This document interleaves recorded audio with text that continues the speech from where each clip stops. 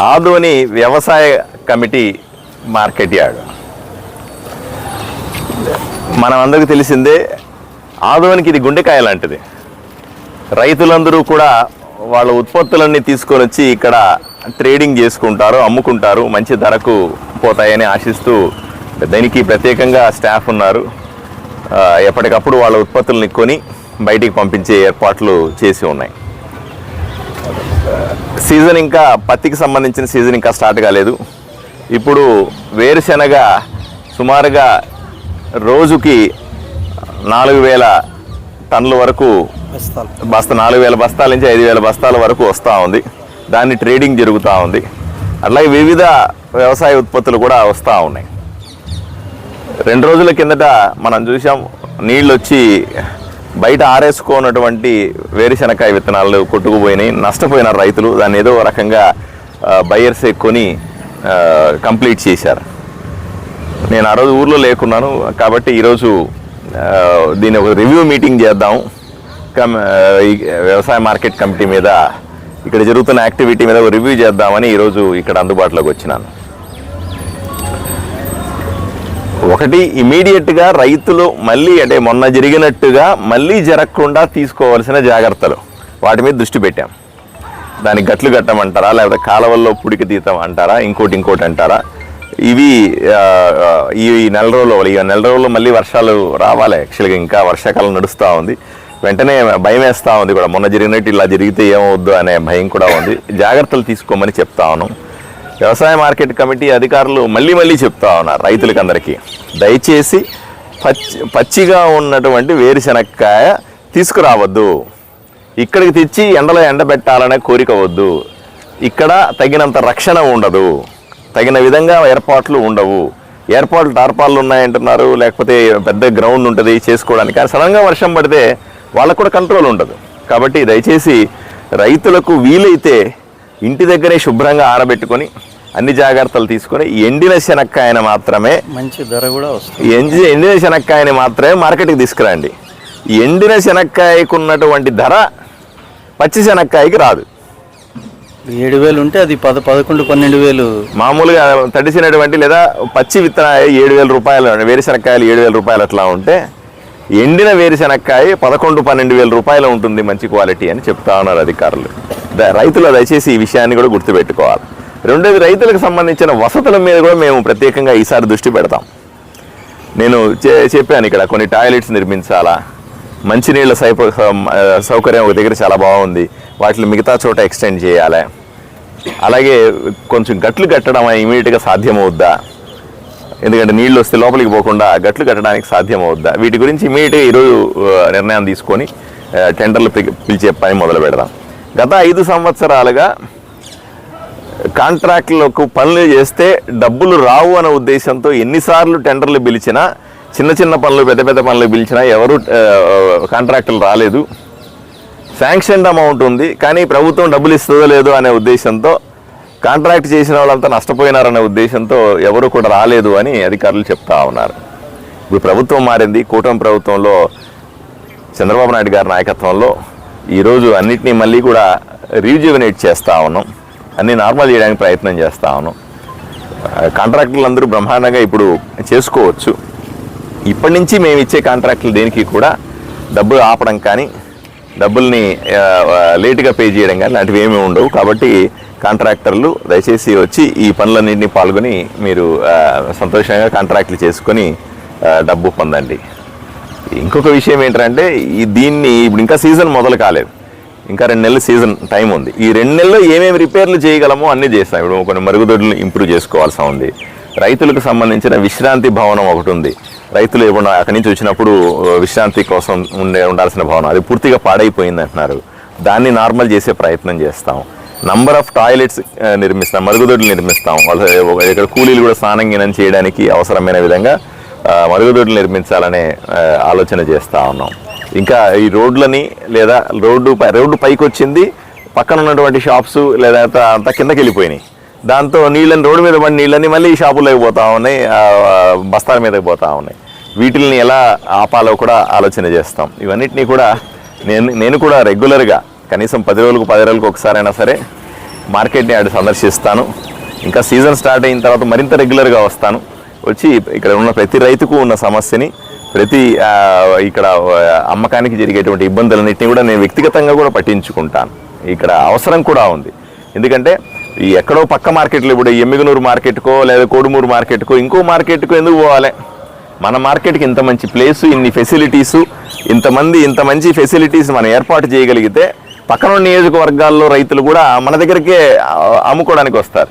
ఇక్కడ అమ్ముకోవడానికి మొదలు పెడితే మనకు ట్యాక్స్ కూడా వస్తుంది, మనకు సెజ్ కూడా వస్తుంది. దానితో ఆదోనికి కొంత డెవలప్మెంట్ కూడా ఉంటుంది. కాబట్టి దీన్ని ఎంత బాగా డెవలప్ చేసుకోగలిగితే ఆదోని కూడా అంత గొప్పగా డెవలప్ అవుద్దన్న విషయాన్ని నేను అందరికీ గుర్తు చేస్తూ తప్పనిసరిగా దీని మీద దృష్టి పెడతానని మీకు హామీ ఇస్తా ఉన్నాను. ఆల్రెడీ అన్నా క్యాంటీన్కి సంబంధించిన ప్రపోజల్స్ కూడా పంపించి ఉన్నాం. 3 ప్రపోజల్స్ పెట్టాం. ఇప్పుడు ఆల్రెడీ 3 అయినాయి. 3 ప్రపోజల్స్ ప్రత్యేకంగా పెట్టాం. ఒకటి ఇక్కడ మార్కెట్ యార్డ్ పెట్టాం, రెండోది ఆ లారీ ఓనర్స్ అసోసియేషన్ దగ్గర అక్కడ లారీలకు సంబంధించింది పెట్టాం. ఇంకొక చోటు కూడా రామా ట్యాక్స్ దగ్గర పెట్టాం, నిర్మలా ట్యాక్స్ దగ్గర. 3 ఏర్పాట్లు చేస్తాం. తప్పనిసరిగా మొదటి ఫేజ్లో రాలేదు కానీ 2, 3 ఫేజుల్లో తప్పనిసరిగా అన్నా క్యాంటీన్ని ఇంప్రూవ్ చేసి చూపిస్తాం. సార్, మొన్న రైతులు అంత నష్టపోవడానికి ప్రధాన కారణం ఇక్కడ ఉన్నటువంటి ప్రధాన అధికారులే అని చెప్పేసి కొంతమంది రైతులు ఆరోపించారు. అంటే శుభ్రపరిచే మహిళలను అయితేనేమి, కొంతమంది డ్రైనేజీలు అసలు ఇప్పటివరకు కూడా తీపిట్లేదు, వారంకి ఒక్కసారి కూడా పరిశీలించి తీపియడం లేదనే ప్రధాన కారణం సార్. అంటే ఈ మార్కెట్ వచ్చిన తర్వాత మొదటిసారి ఇటువంటి సందర్భం జరిగింది అని చెప్తున్నారు. మనం ఈరోజు వాళ్ళని వీళ్ళని నిందించే బదులు ఇటువంటి మళ్ళీ పునరావృతం కాకుండా చూసుకునే బాధ్యత తీసుకోవాలి తప్ప మనం ఎవరిని ఇప్పుడు పెనలైజ్ చేయలేం. ఈరోజు ఈ నీతి తప్పు అంటే రాలేదు కానీ 2, 3 ఫేజుల్లో తప్పనిసరిగా అన్నా క్యాంటీన్ని ఇంప్రూవ్ చేసి చూపిస్తాం. సార్, మొన్న రైతులు అంత నష్టపోవడానికి ప్రధాన కారణం ఇక్కడ ఉన్నటువంటి ప్రధాన అధికారులే అని చెప్పేసి కొంతమంది రైతులు ఆరోపించారు. అంటే శుభ్రపరిచే మహిళలను అయితేనేమి, కొంతమంది డ్రైనేజీలు అసలు ఇప్పటివరకు కూడా తీపిట్లేదు, వారంకి ఒక్కసారి కూడా పరిశీలించి తీపియడం లేదనే ప్రధాన కారణం సార్. అంటే ఈ మార్కెట్ వచ్చిన తర్వాత మొదటిసారి ఇటువంటి సందర్భం జరిగింది అని చెప్తున్నారు. మనం ఈరోజు వాళ్ళని వీళ్ళని నిందించే బదులు ఇటువంటి మళ్ళీ పునరావృతం కాకుండా చూసుకునే బాధ్యత తీసుకోవాలి తప్ప మనం ఎవరిని ఇప్పుడు పెనలైజ్ చేయలేం. ఈరోజు ఈ నీతి తప్పు అంటే అందరు వీళ్ళు తిరిగి మళ్ళీ మనకే వస్తాయి. కాబట్టి ఈ ఊర్లో తమాషా ఏంటంటే వాళ్ళది తప్పు అని అందరూ వేళ్ళు తిప్పుకొని మనం మళ్ళీ మన మీదకే వస్తాయి. కాబట్టి మనం ఎవరిని నిందించాల్సిన అవసరం లేదు. తప్పు జరిగింది, మళ్ళీ అటువంటి తప్పు జరగకుండా చూసుకునే విధంగా ఏం చర్యలు తీసుకుంటామన్నదే కీలకమైన అంశం. సార్, సాక్షాత్ ఎమ్మెల్యే సార్ చెప్పినా కూడా ఆదోని మార్కెట్ యార్డ్లో ఇప్పటివరకు తాగేటి వసతి ఏర్పాటు చేయలేదని చెప్పేసి రైతులు కొంతమంది ఆరోపిస్తున్నారు సార్. లేదు, ఇప్పుడు నేను చూశాను ఒక చోట RO plant, private plant sir. అది మార్కెట్ యార్డ్కి సంబంధించిన ప్లాంట్ అంటున్నారు సార్. వాళ్ళకే సార్ ఏర్పాటు చేసింది. అదే డోనార్లు ఎవరైనా ఇచ్చినారేమో, మనమే కదా. బట్ ఏదైనా సరే మీరు చెప్పిన ఇంకా ఉంది, ఎక్కడ కూడా ఉంది కదా, మధ్యలో ఉంది ఒకటి. నేను నీళ్లు చూశాను, నేను నీళ్లు తాగాను కూడా, బాగున్నాయి. మధ్యలో కూడా ఉంది. ఇప్పుడు మధ్యలో సార్ ఇటువంటి పెడితే ప్రాబ్లం ఏమంటే వాటర్ వేస్టేజ్, వాటర్ లోపలికి ఎక్కువ, ఈ బయట వాళ్ళు ఎక్కువ అయిపోయింది.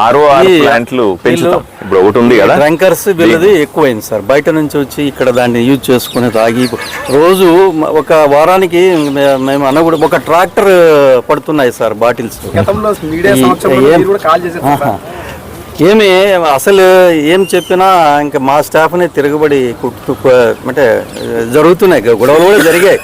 వాళ్ళు పోలీసు సహాయం తీసుకున్నా కూడా కావడం లేదు కంట్రోల్ చేసేదానికి. లేదు సార్, తప్పు. మేము ఎవరికి జీతాలు ఇవ్వకుండా లేదు, అప్ టు డేట్ అందరికీ జీతాలు ఇచ్చారు. అవన్నీ వాళ్ళు అదే టెండర్ కాల్ఫర్ చేయాలని మనము డ్రాప్ చేసాము. అది అట్లే ఉంది. అన్ని కూడా సెట్ చేస్తాం. 3 నెలలు ఇవ్వాల్సినవి ఉన్నాయి, ఇచ్చేసాం. లాస్ట్ మంత్ వేసేసారు. పొరపాట్లు ఉంటాయి, ఏదైనా ఉంటే కూడా దాన్ని సరి చేసే ప్రయత్నం చేస్తాం.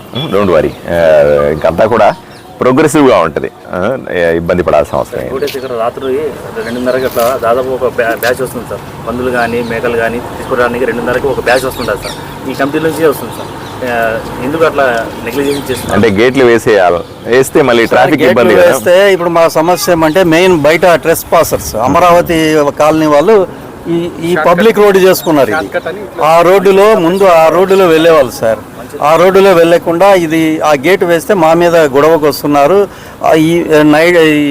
చెప్పండి, ఒపీనియన్ తీసుకొని గేట్లు వేయాలన్నా తెరవాలన్నా డిసైడ్ చేయండి. కొన్ని రోజులు గేట్లు మూసేద్దాం, తర్వాత మళ్ళీ పరిస్థితిని బట్టి గేట్లు తెరుద్దాం పరిస్థితులే బట్టి. ఇదేమి రైల్వే గేట్ పైన నుంచి వస్తుంటారు సార్ అమరావతి నగర్ వాళ్ళు ఇప్పుడు ఆ గేట్ కి గొడవ కట్టేసారు రైల్వే అప్పటి నుంచి గేటుకి అదే కాదు, ఈ రోడ్డు కూడా బాగలేకపోవడం ఒక మెయిన్ కాదు. ఆ తిరగడానికి చాలా సఫర్. రోడ్డు కూడా సరిగా లేదు, అంత గుంతలు. మీరు పబ్లిక్ ఒపీనియన్ తీసుకోండి ఒకసారి, మీ అభిప్రాయాలు కూడా తీసుకుంటాము. ఏదైనా కరెక్షన్స్ ఉన్నాయంటే చేద్దామండి, మీరు సజెస్ట్ చేయండి దయచేసి. సార్ వాళ్ళ అమరావతి చాలా ఇబ్బంది అయింది సార్ మాకు ఇక్కడ. ఏమి ఆటోలు చాలా ఫాస్ట్ వస్తారు, బెండ్లు ఫాస్ట్ వస్తారు, చాలా ఫాస్ట్ పనులు రామా నువ్వురా, నువ్వు చెప్పు విషయాలు చెప్పమ్మా. చెవులు బెండ్లు అవన్నీ చాలా ఫాస్ట్ వస్తారు సార్, చాలా ఇబ్బంది అవుతాయి మాకు ఇక్కడ. ఇది మాకు అమరావతి నీళ్ళు వాళ్ళని ఇక్కడ రాలేకుండా చేయాలి సార్. మాకేం ఆపేదానికేం అభ్యంతరం లేదు సార్. సమస్య మరి మాకు ప్రెజర్ కాకుండా గొడవ లేకుండా అమరావతి వాళ్ళని ఆపాలా లేకపోతే కంటిన్యూ చేయాలని చెప్తే కదా పత్రికల వాళ్ళు. కంటిన్యూ చేస్తే మమ్మల్ని పని చేస్తుంటాము పిల్లలు. దానివల్ల వాళ్ళకంటే మాకే ఎక్కువ ఇబ్బంది ఉంది. ఈ సమస్యలన్నీ వస్తుండేది దాంతోటే. మేము ఆ గేట్ వేసుకుంటే ఇక్కడ బయటికి సరుకు వెళ్ళిపోయిన తర్వాత గేట్లు వేసుకుంటే మేము కూడా సేఫ్ సైడ్ మార్కెట్ యార్డు కూడా. కాకపోతే మాకు వచ్చే సమస్య అది. మా అసిస్టెంట్ సెక్రటరీ గారు ఒకరోజు చెప్తే వీడికి వచ్చి ఆఫీస్కి వచ్చి మ్యాన్ హ్యాండ్లింగ్ చేయబోయారు సార్. నా మీద చాలా ఇదిగా వల్గర్గా మాట్లాడినారు. మన ప్రజాస్వామ్యంలో ఉన్న ప్రతి వ్యక్తి మాట్లాడుతుంటాడు, తప్పదని మనకి ఏం మాట్లాడలేదు. ఉద్యోగ ధర్మం అవుట్ బురుకుడాల్సి వస్తుంది. అమరావతి నడిచే ఇది ముందు లేదు సార్, ఇక 10 సంవత్సరాల కిందట ఇటువంటిది లేదు. ట్రెస్ పాసర్స్ నల్లగేడు బంద్ చేసినప్పుడు ఇట్లా మొత్తం మీటు డైవర్ట్ అయిపోయింది ట్రాఫిక్. మీరు ఒపీనియన్ కలెక్ట్ చేయండి. మీరు 2 వర్షాలు కనపడతా ఉన్నాయి. ఇప్పుడు తీస్తే ట్రాఫిక్ కన్వీనియన్స్ అనేది ఒక వర్షన్. ఇక్కడ కూలీలు కానీ ఇక్కడ ఉన్నటువంటి మేస్త్రీలందరూ కూడా ఇది తలనొప్పి అవుతుంది మాకు, రోడ్ల బైకుల మీద ఆటోల మీద వెహికల్స్ వచ్చి మాకు వైర్స్ అన్ని కట్ అవుతున్నాయి, మాకు ఈ సీసీ కెమెరాల వైర్లు కట్ అవుతున్నాయి. ఇవన్నీ ప్రాబ్లమ్స్. ఒకసారి మీరు కూడా కొట్టారు సార్, పత్రికల వాళ్ళు పబ్లిక్ ఒపీనియన్ కలెక్ట్ చేయండి, దాన్ని బేస్ చేసుకొని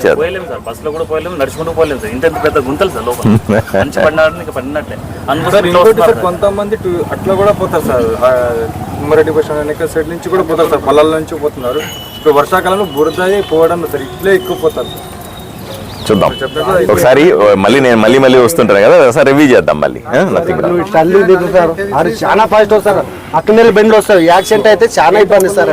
అసలు పక్కకే చాలా ఫాస్ట్ వస్తున్నారు. మీకే కాదు మేము కూడా ఇబ్బంది పడుతున్నాం. అదే సార్, ఇబ్బంది అంటే మనకి ఎలాగైతే సార్ ఇబ్బంది లేదు సార్. ఆ గేట్ ఉన్నప్పుడు ఆ గేట్ బంద్ అయినప్పటి నుంచి చాలా ఇబ్బంది అయ్యేది. రైతు రోడ్డు మీద పుట్టారేసుకొని ఉంటారు,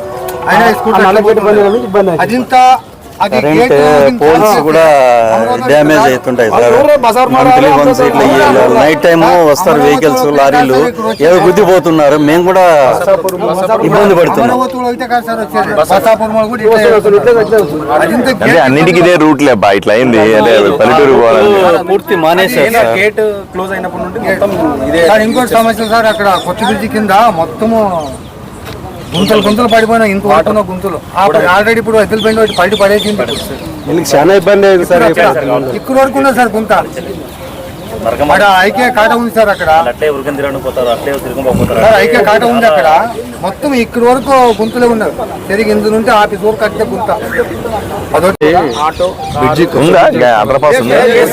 ఇప్పుడు మనం చేయాలి అండర్ పాస్ సార్, అది ఒకటి చేయండి. ప్రతిపాదనలు పెడదాం, మనం రైల్వే వాళ్ళకి అడుగుదాం మనం గట్టిగా. కంపల్సరీ చేస్తే ఆధునిక ఇబ్బంది అనేది అండర్ పాస్ చేస్తే ఈ సమస్య.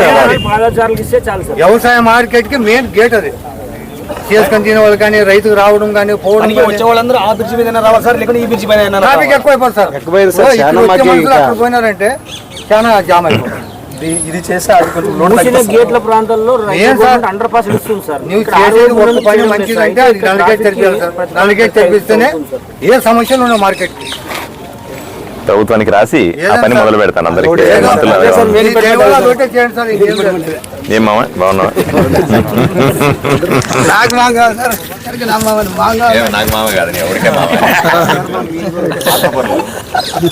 సార్ అది ఒకటే చూడండి సార్, అది ఒకటే చూడండి సార్. అంతా చూస్తానా ఆ గేటు అది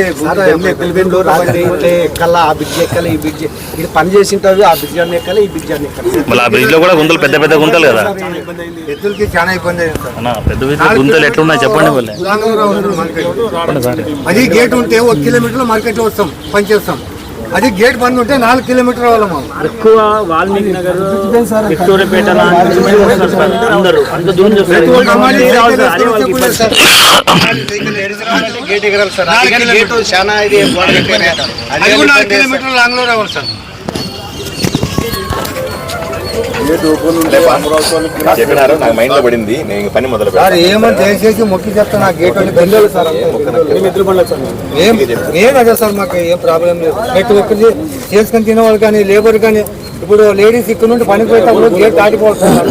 అది గేట్ ఓపెన్ ఉంటే మాకు అమరావతి కింద సేపు సార్, ఏదైనా ఎమర్జెన్సీ వస్తే బండి ఉండాలి సార్. ఇక్కడ ఎక్కాల మనకి ఛాన్సే లేదు. గేట్ ఉంటే తొందరలో పోయి ఏదైనా ఒకటి చూపించుకునే బాగుంటుందని మాకు. నేను ఇప్పుడు లేబర్ ఆర్డర్ కూడా పనిచేసిన తర్వాత సార్ గేట్ దాటిపోవాలి సార్. గేట్ మీద ఫోకస్ పెడదాం.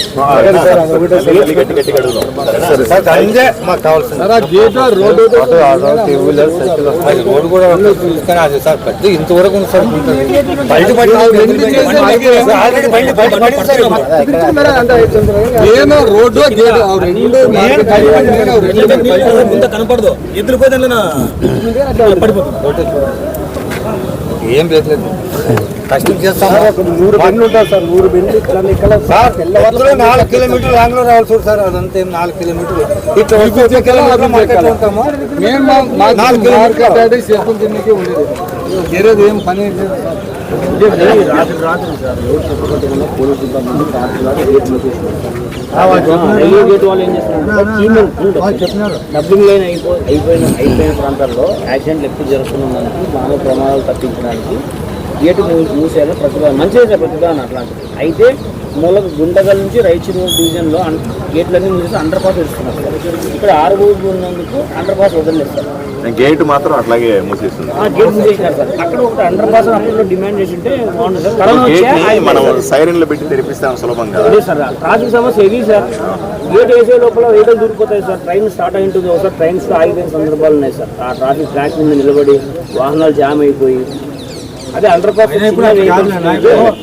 అట్లా కాదు, అండర్ పాస్ బెటర్ సార్. ఇప్పుడు అట్లా కాదు, ఏంటంటే బ్రిడ్జ్ ఉంది కాబట్టి కొన్ని పోయింది సార్. కొన్ని సింపుల్ మాత్రం పోతుంది సార్. గేట్ ఒకటి చేయాలి మాకు రోడ్డు తోటి సార్. రోడ్డు మెయిన్ రోడ్డు లేదు. ఏమంటే మాకు చాలా ఇబ్బంది వచ్చేకి పోయి.